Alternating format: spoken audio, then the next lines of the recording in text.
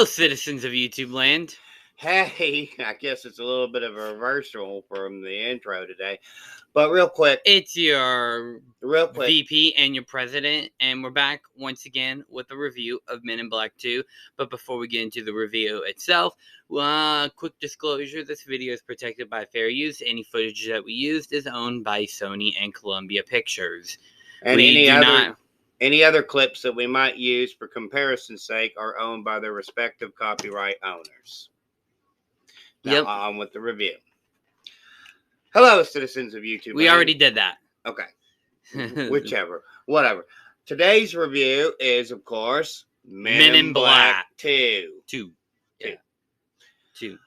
This movie is from the year 2002, and it was made for a budget of It was $140 released million. July 3rd, 2002, a budget of $140 million, and it made $441.8 million at the box office, making it a financial success. However, for those of you who care, and in this case, I do kind of agree, but not really. It currently holds a 39% on Rotten Tomatoes. I don't think it deserves that. I think if I were to give it a percentage, I'd say it would be like upper 60s. Yeah, well, maybe about 60 or so. First and foremost, I want to tell you guys that there are a lot of callbacks to the original movie. And I think that might have been one of the things that hurt it the most. Okay, so the biggest problem with Men in Black 2 is that there was no source material for the movie to be based on whenever they made it. Because at the time, Men in Black was an obscure 6-issue miniseries from the early 90s that was adapted into a pretty good movie. And also, I'd like to mention the fact that, in this case, race swapping a character works out just fine. Yeah, so we really had no problem with that because, first and foremost, with the first movie, and didn't even really know about the comic series to begin with. But I guess let's get right into the plot of the movie, shall we? Yeah. So it begins with basically a reenactment of well, it's basically a parody of Unsolved Mysteries is what it is, guys. Shown kind of probably right about here.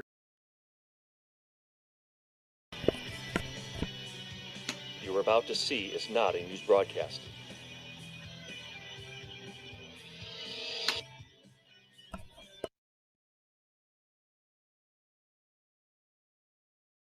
Mysteries in History with your host, Peter Glick. Although no one is ever... I gotta be honest with you, I think now's a perfect time. For comparison's sake, you get this whole introduction of aliens. And yeah, so it's a sort of along the lines of Tonight on Unsolved Mysteries. Only they don't say that because it's something else entirely, and we'll get into it. I don't think they were allowed to use the actual Unsolved Mysteries. Of course not. It's supposed to be a parody, guys. Yeah. And so, the aliens, 25 years previously, had visited Earth and had gifted the light of Zarathra, I guess is how you say it. I guess so. For the Earthlings to hold on to until they were supposed to get it off the planet, but spoiler, they didn't. Mm-hmm. And so this villainous comes in, and it's basically a rehash of the first movie in so many ways, and this is like the beginnings of it, because she shows up, and she shows up in a spaceship. It's a really small spaceship, but it crash lands in like Manhattan, I guess, maybe this time. It's Central Park. So yeah, Manhattan. Yeah. And so, like I said, it's a callback to the original movie, because you guys know that in the original movie, the space cockroach lands on a farm. And so we have this, And she's played by Laura Flynn Boyle. And might I add that this actress is pretty wooden in this movie. Her dialogue falls flat a lot of the times. Yeah, I agree. And also, I'd like to make a comparison sakes. Like, compare Vincent D'Onofrio's performance as the space cockroach in The Human Skin to the villain of Men in Black 2. And you know what? I didn't even care of learning her name because she was just bland. Yeah. So she, or rather, Will Smith is with a new partner played by Patrick Warburton. Woo! The only saving grace of this movie, other than Tommy Lee Jones. And they get on the subway, right? Because there's this giant space worm that is allowed to traverse the New York subway tunnels Named Jeff. as long as he doesn't like peek up out of the manhole covers or whatever. Yep. And he's allowed to eat the trash down there as kind of like part of the cleanup crew. And so they have to go down and chase after him.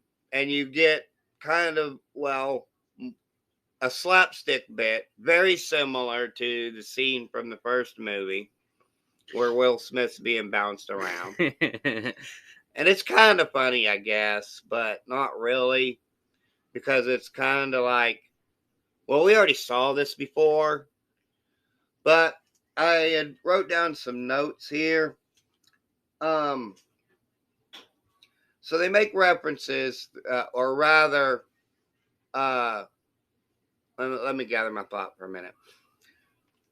So they have to give a chase down the space, the subway worm, and he's in the subway, and they go through, and this is all because Patrick Warburton's character decides to basically irritate the worm, and so they go in after him, of course, like I said, and then they are on a subway train, and Will Smith, Agent J, tells them all to move to the next car and to move forward. They don't listen until the worm is like right on top of them. And the subway captain, I guess, or no, the subway conductor is like, well, I'm the only one that makes decisions around here. And then he's like, yeah, come here. You want to see? That's my friend Jeff. And yeah, so excuse me. He's like, oh, now all of a sudden you want to do as you're asked. And they manage to stop the subway worm.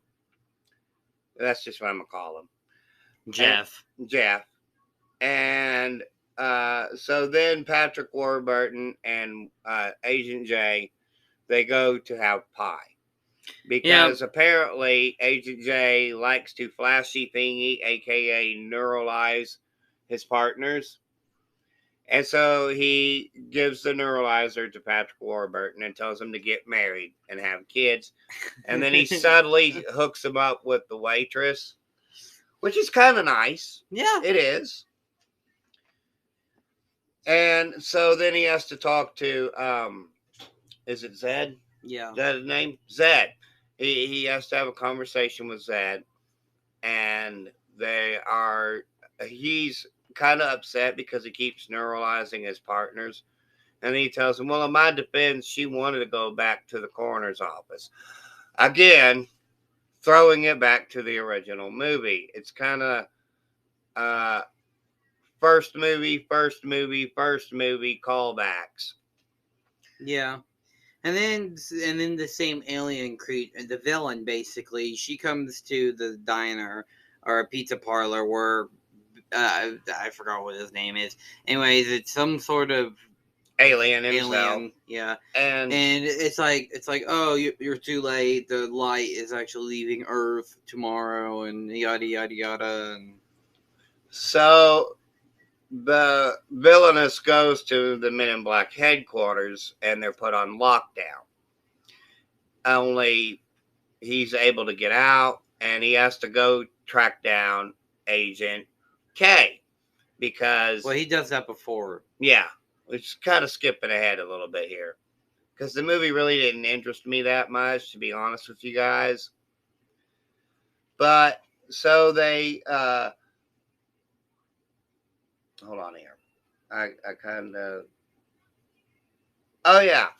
So Agent J, he meets up with the lady who was played by Rosario Dawson, because she witnessed the whole pizza thing happen,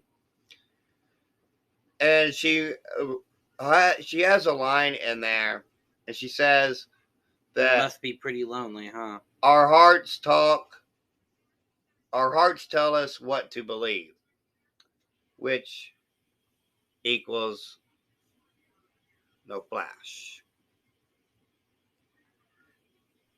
And so they just 1 second here. I can't hardly read my own handwriting here. So he has to go find he has to go find Agent K. Because Which he already did that, by the way. So basically, sorry, we skipped over a whole bunch. But yeah, he talks to the witness, yada yada yada, all that.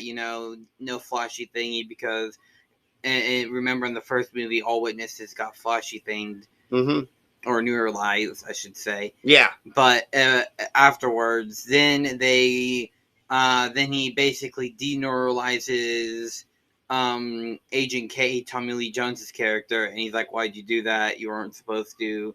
Blah blah blah. And after, and well, then they go. He has to go to the post office in Massachusetts because that's where he's working at, and he reveals this alien language, which the aliens there respond, and he says, "Just about everybody who works in the post office is an alien." Here. That's actually pretty funny. So skipping ahead a little bit, he has to try to jog his memory, and like he said, that he deneuralized him. But beforehand, they actually get flushed out, because I was a little bit wrong.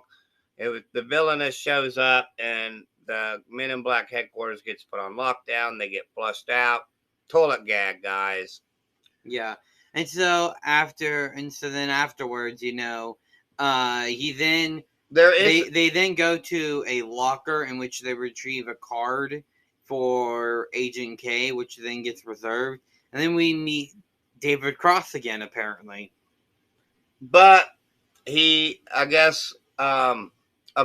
meet David Cross, who's played by a different character. And this part, not David. Wait. Let's rephrase that. We meet David Cross's character in the movie, who's playing a different character. Because if you remember, he was another character in the last film. Again, Newton is his name, by the way, and Newton has a mom. And I was reminded of Howard from Howard Wolowitz's mom. Welcome back to Power, and joining me at this it's the phone! Therapy? Oh, yes, ma'am, I am. Will you look here, please? Would you like some mini pizza? Here. In which I may even compare the two voices of Newton's mom and Howard's mom, because I actually think they're the same. He then grabbed. By the way, they neuralize Newton after they get their information, and Will Smith tells him to get out of his mom's house and take this girl to get a lobster dinner in Cambodia. And then basically they grab a shovel and said, "Hey, Mom," and we're like, "Wait, did they just imply that he killed his mom?" That's kind of a funny bit, guys, and I know that we're not as funny and outlandish as we were in the last review, but honestly, there really isn't that much to talk about as far as the comedy wise this time. I mean, also the story is kind of bland as well. I don't know how to really describe it. It just really wasn't there, I get the feeling that they all kind of returned because, well, money, that's why. So, but there's this one part, okay, that we will talk about, because I know we're skipping over a lot. But Rosario Dawson's character gets kidnapped. Surprise, surprise, I know, right? Because this was what happens in the first movie. And To the coroner. Agent J is fighting the aliens. And he's getting his butt kicked. And he's on his back fighting. And he says, that's how I fight. In which case, I have to say, really? Because this clip here says otherwise, Will Smith. You kind of fight like a pansy. Oh, wow. exactly. It You just guys- kind of struck me as funny, guys. You guys might know what clip we might play there, which we had already played. And so there's also some throwbacks or calls to other sci-fi type of TV shows. Like, I guess when we were talking about earlier is that you could also imply that it's like the opening of the X-Files a little bit as well with the Unsolved Mysteries parody. And so, I can't even hardly read what you wrote down there. So, you want to talk about that? Oh yeah, the PlayStation controller. Yeah. Okay, so they go into hyperdrive, and then the steering wheel comes out, and PlayStation controller comes in, and I'm like, obvious product placement is obvious because legit, it actually looks like this type of PlayStation controller. And there's some nods, like they mentioned that the light of Zarathustra or whatever it is located on the third rock from the sun, aka Earth. But you might also interpret that as a call to Third Rock from the Sun, the TV show, Right here. So they end up saving the day. But spoiler. I know, right? Turns out Rosario Dawson's character is the daughter of one of the aliens from the beginning. In which Tommy Lee Jones was in love with. And probably fathered. Let that one sink in for a second. I actually didn't think of that one at first, but now I put that creepy thought in your head.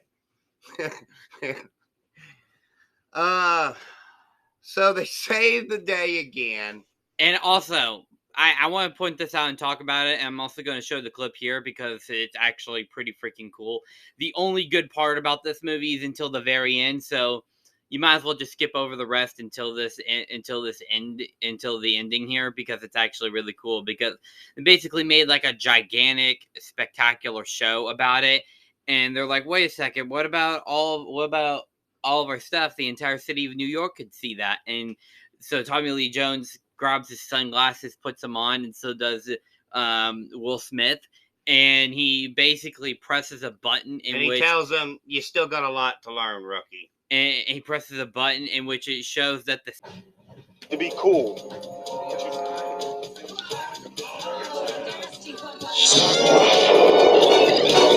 Kid, I'll get you trained, kid. Statue of Liberty is actually a giant neuralizer. Yeah. One of the best reveals in movie history. It is pretty cool. Also, the mailbag aliens from the first movie they bring back, and that CGI looks pretty decent too. But they bring back the talking dog from the first movie. And they also bring back Tony Shalhoub's character from the first movie. That's why, guys, we really don't have that much to say about it, because, quite frankly, it was basically the first movie with lamer jokes. Yeah. And also, it's like, listen, like, I love Men in Black. Men in Black is one of my favorite movie franchises of all time, except International, because it can go suck the big one. But you guys all know how bad International is. In fact, I think International is actually worse than Men in Black 2, and that's actually not saying a whole lot. Well, I would tend to agree with you there. I haven't actually seen Men in Black International, but I don't know if we have any desire to. If you guys want us to cover it, maybe we will in the future.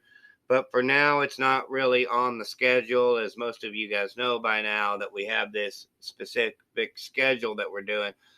But yeah, I mean, overall, the movie falls pretty flat, and it didn't really work for me because, like I said, it was first movie, first movie, first movie, first movie, Yeah, and and they it's took 5 years for this to come out.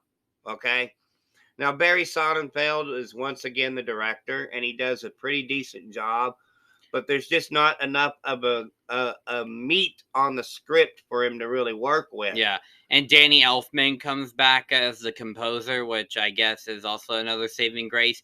Oh, and the rap, the rap theme at the end. Yes, but we can't show that. We can't show it, for unfortunately, copyright because reasons, because yeah. we're more than likely going to get claimed again here. Sony's going to and we're copyright gonna have claim to fight us. it. But I would like to thank Sony for releasing the claim on the last Men in Black. So thank you guys for that as well.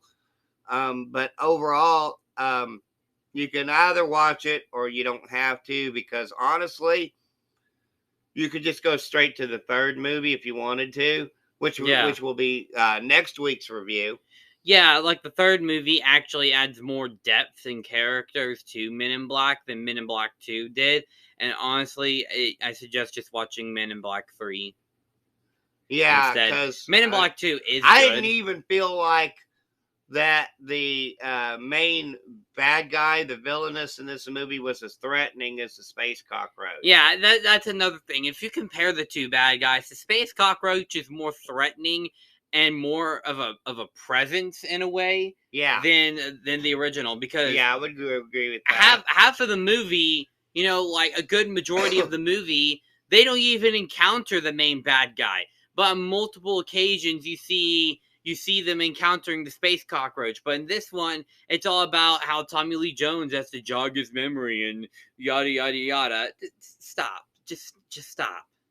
You didn't even need to go there in the first place. You could have just had like maybe a gag where Tommy just shows up, right? And Agent K just shows up back at Men in Black. And it's like, oh, I'm sorry, this is the wrong place. And then maybe like Agent J says, well, you look mighty familiar, or something like that. I don't know, guys, for sure. All I know is that it was kind of flat, and yeah, that's about it. Like I said, they saved the day, and the princess turns out to be there on Earth the whole time, blah, blah, blah, blah, blah. So, yeah. Anyways, I give this one 3 1/8 out of 5. What say you? I give this a 2.5 out of 5. And you gotta remember, I'm a big Men in Black fan, but it's just it just doesn't work. I thought visually it was pretty decent, but the jokes fall flat. Too many references to the first. Yeah, too many references to the first, and the CGI looks kind of awful. Actually, worse than the first movie, which. So that kind of gives it a combined rating of somewhere between 2 3/4 and 2 7/8 out of 5. Like I said, it's not quite an I hate this movie for those of you guys who've watched those before, but it's most certainly not an I love this movie either. It's just kind of there. Yeah. But hey, it's not really even necessary either. But hey, as always, if you've seen Men in Black 2 and you believe that it is the greatest sci-fi comedy of all time, what are you talking about? Just watch the first movie. Yeah, just watch the first movie. Or Men in Black 3. Yeah. So, other than that, guys, yeah, that's all we have to say about that one, really. And also, stay tuned for next time where we're going to be covering Men in Black 3 next week. And then after that, of course, is the start of Carrie and its remakes. So stay tuned for those, guys. And then after Carrie is the month of Halloween horror. But other than that, there's only one thing left to say, and that is peace and love from Denny and Son. Bye.